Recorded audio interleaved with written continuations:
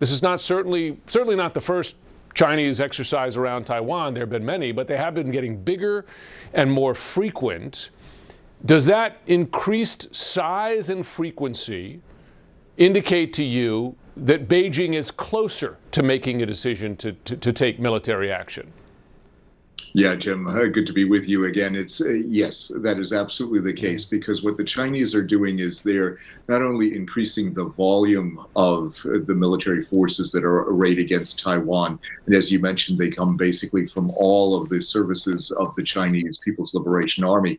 But what they're also doing is they're exercising their ability to do joint operations. So what they want to be able to do is they want to be able to exercise what we call command and control of the forces that are arrayed against Taiwan. And the more effective the command and control elements are, the more effective a force is going to be when it comes to invading territory. And that's basically what we're seeing here. And they're using this as a signal to indicate not only are they prepared to do it, but they're getting even better at the capacity that they need to actually fulfill that kind of a mission.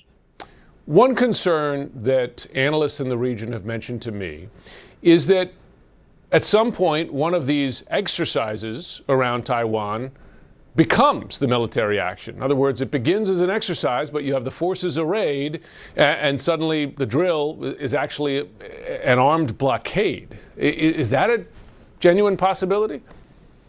Absolutely. And one of the key things about this is, exercises are often used, not just by the Chinese, but by other forces, as kind of a cover for military operations. You array all those forces there. In fact, in the run-up to World War II, the Nazis did the similar type things. They'd have exercises in the eastern part of Germany, right on the Polish border. Same kind of thing is happening here. So what the Chinese could potentially do is use these exercises as a cover for this kind of an operation. And when you look at the types of forces that are arrayed, you've got the Coast Guard, you've got the People's Liberation Army Navy, you have the Air Force, you have the land component and the rocket forces, and all of those elements are out there.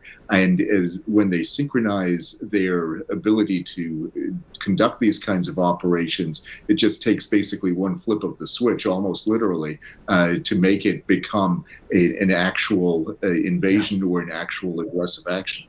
And I remember back in the days before Russia's full-scale invasion of Ukraine, a lot of claims from the Russian side, these were just exercises. China's People's Liberation Army just launched another round of large-scale military drills around Taiwan, and they released this animated propaganda video showing swarms of drones pummeling the island democracy, along with robot dogs and robot droid soldiers.